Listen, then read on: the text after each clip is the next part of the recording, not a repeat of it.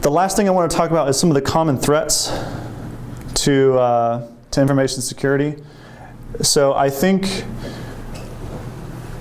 the biggest objective is to sort of focus on what our goals are. And if you think about what the goals are of those authenticity, confidentiality, other things, you'll sort of derive some of these things.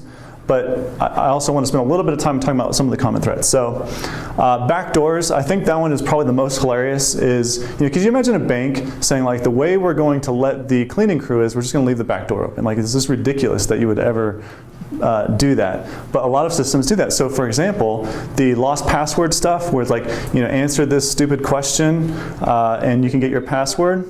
Google just put out a white paper showing how unbelievably insecure those questions are. So the most common example was, what's your favorite food? Anyone want to guess what my favorite food is? Pizza. Pizza. Everyone knows the answer is pizza. So it doesn't matter how secure your password is, you put a back door. So we got to watch out for back doors. Denial of service attacks. So that has to do with availability. So our clients' websites, for example, the whole point of them is to be available. The way someone can disrupt that is denying that website from serving to the web. So that's one of the reasons we use Cloudflare, is that it has the ability to overcome a lot of those denial of service attacks. One thing to think about, though, is China, for example, they have a very restrictive policy on speech, and there was a project that was protected by Cloudflare that China, as a government, didn't like. So now you have this one institution sort of fighting against like an entire government trying to deny service to this website. So it also happened on GitHub. So there's nothing that's perfect there, but the idea that we're trying to avoid is the ability of someone to get like a team of computers to hammer your website with requests in order to make your computer, go, I can't do this anymore, and just shut itself off. All right, so direct access attacks. So that would be something like us leaving our computers unlocked. Like when you leave your computer, does your computer require a password when you come back? If it's not, then someone can just directly access your computer and do whatever they want. So direct access also is, do we leave our building unlocked? Well, no, we lock our doors so people don't have direct access to our equipment. Eavesdropping. So I think that all I can sort of think about is wiretaps, from the government or something. I don't know how common it is for people to eavesdrop. What I can say is, without HTTPS, when you visit a website, so your employer can see what websites you're visiting, they can see what web pages that you're visiting. I think this is pretty common in like government jobs, that they would go and they would audit all the websites that people are going to. They'd see they're doing like lots of porn, and then they got fired. So there's that sort of eavesdropping. So a good information security protocol would be to follow HTTPS, in which case it makes it a lot harder to track what things you're following. But you should apply that in everything, is that you would sort of want to avoid people that could overhear. So I think you were talking about the other day that when you call your bank and they ask, well, what's your password? Something like, no, can I just give you my social, 1, 2, 3, 4, 5. Well, you probably wouldn't want to do that if we were all here. Even though you probably trust us pretty well, that'd be a bad idea to just share your stuff like that with all of us. Tampering. I missed one, spoofing. So spoofing is actually when you try to trick someone into thinking that you're someone else. So if I put on a mask and say that I'm Glenda, then everyone, comes to me to ask certain questions, and I can trick all of you. That's a pretty hard thing to accomplish. With computers, it's a lot easier, right? Because you don't actually see someone. And humans are good at recognizing faces, but they're not so good at recognizing, IP number 1, 2, 3, 4 versus 1, 2, 3, 4, 5. Like it doesn't have the same meaning to us. So the idea is that I just want you to be aware of it, that you've got to sort of be on the defensive side of looking out for people who might be impersonating. So we actually had someone try to hack us where they sent us a link saying, log into your Google account. Who was here when we did that? Just two of us. So it was a while ago.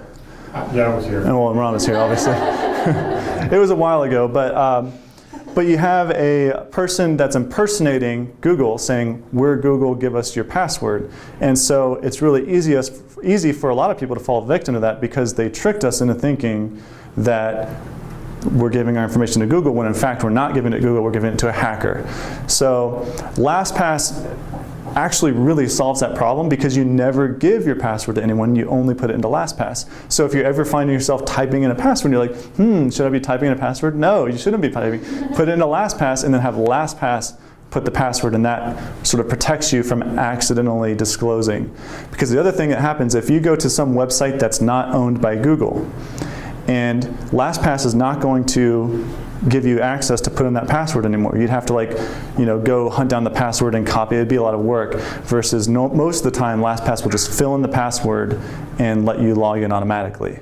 So just that's one tool that you can use. It's not the only tool, but it's a good tool to use to sort of help you avoid spoofing. Everyone follow that?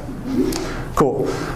Tampering is so that would be sort of like having one of our computers hacked where it's producing results that we didn't actually want to have happen. Maybe a keylogger that's tracking all of our activity, but they've tampered with the device and it's giving us a result that we didn't want. Repudiation is sort of the opposite of non-repudiation, which is someone wasn't properly tracked to see that they actually did something. And we actually have pretty good protocols, I think, in place for that. So when we update a task that we're working on, it's communicated to everyone. It has our photo on there. It says our email address, so we all know who did what. And it'd be pretty hard for one of us to come back, like after sending an email from one of our email addresses, say, oh, I didn't send that email. Like most of us would say, well, yeah, you did. So not perfect, but it's better than a lot of other ways. Information disclosure, so I think this is sort of a policy thing. So if we don't pay attention to information disclosure, we're missing out. But it's our policy here, like we might have a secret bit of information about one of our clients that we might say, this doesn't leave this room. So that's sort of a policy thing that we don't want to disclose that, and we'd all agree not to do that, and that would be a pretty big deal if one of us violated the agreement to do that. Privilege escalation is a sort of unusual thing, but it can happen. It's really might be more of a technical thing that will come up, but it's basically if you don't put adequate restrictions in place, like if we just if we shared a Google Drive folder with our client rather than a particular file, and that folder had access to things that we didn't want the client to have access to, then they've gotten privilege escalation in that they got access to things that we actually didn't really want them to have access to. So if you sort of think about that, when you're sharing folders or files with clients, you got to be really careful about, am I actually disclosing the information I really want and not other things that I didn't want. Exploits is typically to do with bad software or bad procedures or policies in place to take advantage of. And so, I don't know, you might sort of think about that sort of like an airport, like, the ways that people, like they just found out that the TSA had 95% failure rate in regards to going through security. So that's an exploit. Like you had a system in place, but it was a bad system and people can hide weapons and bombs and stuff on them, and they're basically just wasting all of our time.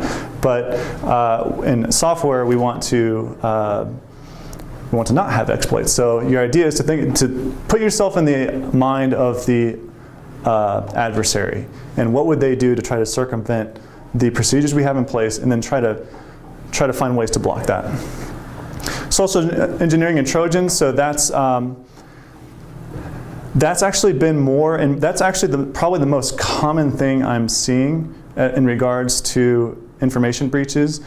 People being tricked into doing certain actions similar to the spoofing. You get someone to believe that maybe they can trust you when they actually can't.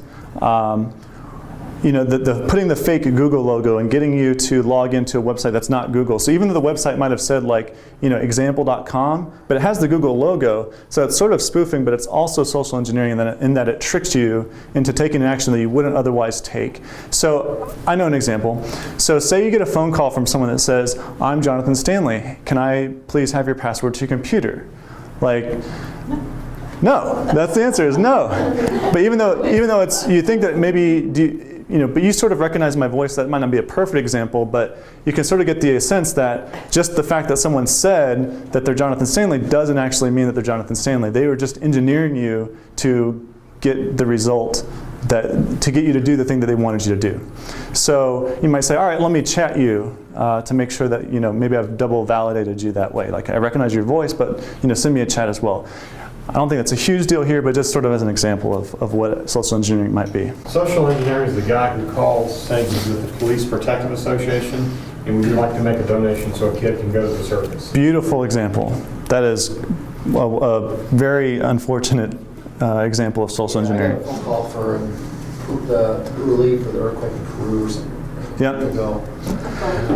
Yeah. Yeah, actually, I realized one of the examples I used to give, which I forgot for this, was I got a call from one of my banks one time saying, hey, you missed a payment, we need payment now. Well, you called me. Like, I'm not going to give you my payment information just because someone called me on the phone and says they're my bank. Like, no, I don't believe you at all. What I'm going to do is I'm going to call my bank and then say, hey, am I late on the payment? And then give them the payment information. But computer crime is anything that's basically illegal, which I don't really like that definition because the fact that it's illegal isn't really the problem. The fact that it's viruses that are getting things to happen that you don't want to happen, hacking, and that you're maliciously circumventing security protocols and things like that. It sort of is comprehensive of the rest of these things anyway, but it's one of the ones that's commonly listed. So ignorance and dismissal, so that's the one that we talked about earlier. Privacy is important, confidentiality is important. Don't dismiss it, don't be ignorant of it, educate yourselves as best you can. Ask me questions if you need to, but go into Wikipedia is actually a great resource. Get a book if you have to. And of course, the most infamous Mark Zuckerberg is an enemy to information security. There was a famous interview that I think actually a series of interviews where he said privacy is ancient, past, not important. The age of privacy is over, I think was the phrase that he said. He couldn't be more wrong, and the fact that he's in charge of a huge amount of information is like really dangerous. So watch out for Mark Zuckerberg.